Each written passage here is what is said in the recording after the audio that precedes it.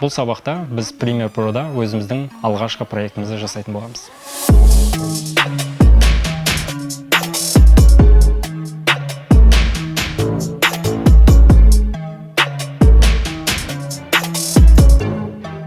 Жалпы продолжить батырмасын басқаннан кейін бізде программа өзі басылып, сіздің компьютеріңізде дайын болады. Егер сіздің жаңағы рабочий столыңызда программа таппасаңыз, жай ғана жаңағы астыдағы поиск батырмасын басып, Premiere Pro деп жазсаңыз болады, ағылшынша. Сонда сізде жоғарыда бірінші болып шығу керек. Менде Premiere Pro программасы басылып қойған, енді ашайық. Айта кетейін, программаны ашу бірер минут алуы мүмкін, ол компьютердің өзінің қуаттылығына байланысты. Ашылып болғаннан кейін сіздерде осындай терезе көріну керек. Бұл терезені келесіде біз терезе көріну керек. Бұдан кейін біздің жасайтын нәрсеміз ол өзіміздің жаңа проект ашу. Ол үшін сіз новый проект батырмасын басасыз. Немесе сіз бұрын соңды жасалған проектіңізді ашқыңыз келсе, жай ғана открыть проект деп аша аласыз. Немесе сіздің соңғы проектіңіз міне оң жақта менде көрсетіліп тұрғандай көрсетіледі. Новый проект батырмасын басамыз. Мұнда өзіміздің проектіміздің атын жазайық. Мысалы, біздің проекттің аты екінші сабақ болсын. Келесі кезде біз таңдайтын нәрсеміз ол проекттің орналасқан папкасы. Ол үшін обзор кнопкасын басамыз. Одан кейін рабочий столды таңдаймыз. Сіз осында мысалы өзіңізге папка ашып, сонда проектіңізді сақтағыңыз келсе, жоғарыда новая папка батырмасын басып, жаңа папка ашамыз, оның атын өзіңіз қалағаныңызға қойсаңыз болады. Мен мысалы өзім үшін жаңа сабақ 2 деп қоямын. Сабақ 2. Келесіде выбор папки кнопкасын басамыз. Мұнда еш нәрсе өзгертудің қажеті жоқ. Ок кнопкасын басамыз. Келесі кезекте өздеріңіз байқағандай біздің проект бірнеше терезелерден тұрады. Бірінші, жоғарыдағы терезелерге назарларыңызды аударыңыздар. Мұнда қарасаңыздар, обучение, сборка, редактирование, цвет, эффекты, аудио, графика терезелері бар. Бізге обучение терезесі керек емес, себебі мен сіздерге қалай жұмыс жасау керекін көрсетемін. Сборка. Мұнда жаңағы әртүрлі құрастыру элементтері үшін қолданылады. Мен өзім көбінесе осы редактирование терезесінде жұмыс істеймін. Сонымен қатар барлық монтажерлар осы терезеде жұмыс жасайды. Бұл терезеде көріп тұрғандарыңыздай бірнеше терезеден тұрады оның өзі. Мұнда элементы управлением эффектами деген терезе, яғни сіз видеоның жаңағы размерлерін үлкейту, жылжыту, жаңағы оның түрлі анимацияларына жауап беретін терезе, осы терезе. Келесі тереземіз бізде программа терезесі, яғни мұнда сіздердің соңғы видеоларыңыздың қалай көрінетіні осында болады. Таймлайн. Бұл сөз өте маңызды, өйткені Premiere Pro'дағы ең маңызды терезе.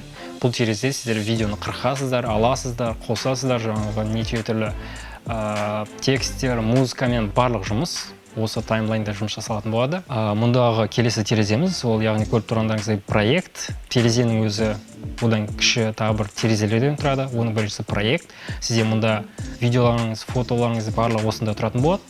Браузер медиа данных, мұнда жаңағы әртүрлі медиа заттарыңыз болады, медиа материалдарыңыз. Мұнда мен өзім көбінесе қолдана бермеймін. Келесі маңызды терезе, ол эффекті терезесі.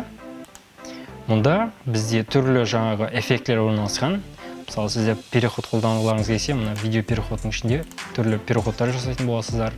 Эффекттің ішінде түрлі жаңағы видеоны әртүрлі өзгерістер беретін эффектілер. Оның барлығын келесі сабақтарда үйренетін боламыз. Келесі айта кететін екі кішігірім терезе, ол инструменттер мен дыбыс терезесі. Бұл инструменттер, байқасаңызда, бірнеше инструменттерден тұрады. Бұл белгілеу инструменті, негізінен жаңағы видеоны жылжыту және де өзіңіздің керекті кадрларыңызды таңдау үшін қолданылады. Келесі маңызды инструменттердің бірі ол алмаз. Алмазды біз видеоны қырқу үшін қолданамыз. Одан кейінгі бұл инструмент выбор дорожки вперед. Яғни бұл элемент арқылы сіздің видеоларды, элементтерді, жаңа таймлайндағы элементтерді белгілеу үшін қолданылады. Мұндағы Т деген кнопкадағы инструмент текст жазу үшін қолданылады. Яғни сіз қандай да бір видеоның бетіне текст жазғыңыз келсе, осы инструментті қолданатын боласыз. Келесі кезекте біз таймлайнға өзіміздің алғашқы видеомызды салып көрейік. мұны салудың бірнеше жолы бар. Мен сіздерге ең негізгі екі жолын көрсететін боламын.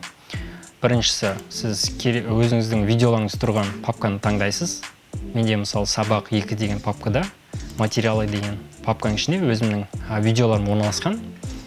Мысалы кез келген видеоны аламын. Сіз егер бірнеше видеоны таймлайнға салғыңыз келсе, яғни проектке салу үшін белгілейміз.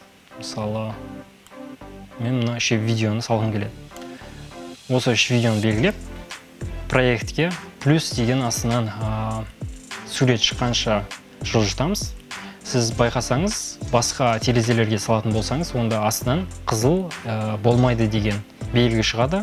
Сондықтан біз бұл видеоны тек таймлайнға немесе проектке сала алатын боламыз. 3 видео салынды. Таймлайнға қарасаңыздар, мұнда 2 бөлімнен тұрады. Жоғарғы бөлім, яғни V1-нан бастап жоғары қарай, бұл видеоның көрінетін жақтары, яғни видео материалдың видео бөлігіне жауап береді. Ал бұл видеоның аудио материалдарына жауап береді, яғни A1-ден бастап төмен қарай. Кез келген видеоны белгілесеңіз, мұнда жоғарыдан сізде жаңа терезе көрінеді. Мен айтта кеткен терезе элементы управления эффектами. Положение параметрі сіздің видеоның жаңағы орналасу позициясына жауап береді. Мысалы, мен қазір 960-ді өзгертетін болсам, мұндағы видеомыздың жаңағы орны өзгереді. Қарап көріңіздер. Осылай видеоның орналасу позициясын өзгертуге болады. Егер бастапқы позиция қайтарыңыз келсе, 2 жолы бар. Біріншісі мынаны бассаңыз болады, екіншісі Ctrl-Z.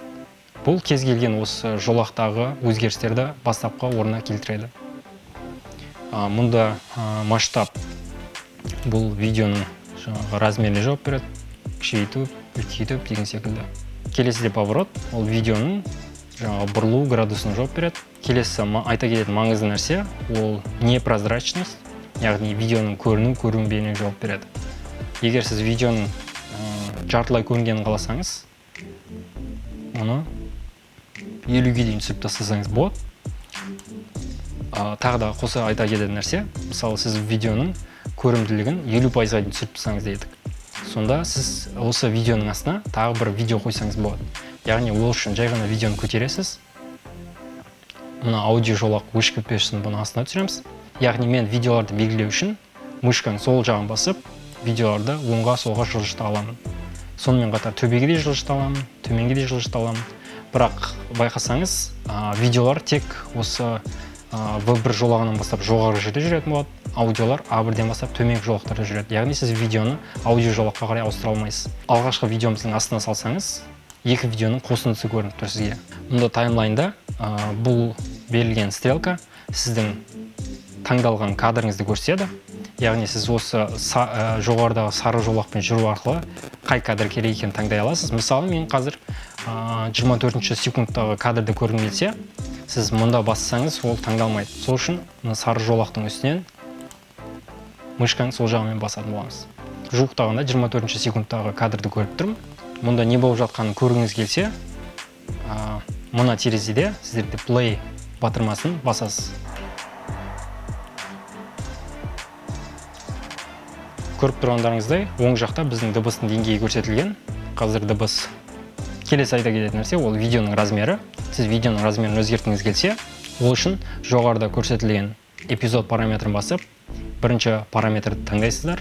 Мұның ішінде байқасаңыздар, сізде түрлі параметрлер көрсетілген. Предпросмотр видео, бұл жаңағы сіздің видеоңыздың мына жердегі көрініп тұрған размеріне жауап береді. Мұны өзгертпесеңіз де болады. Біздің негізгі видеоның жаңағы шығу форматын, размерін өзгерту керек болса, біз осы видео параметрінде жұмыс жасайтын боламыз. Егер сіз Instagramға вертикальды размердегі видеоларын жасағыңыз келсе, 1920 мен 1080 параметрін керісінше аударатын болсыздар.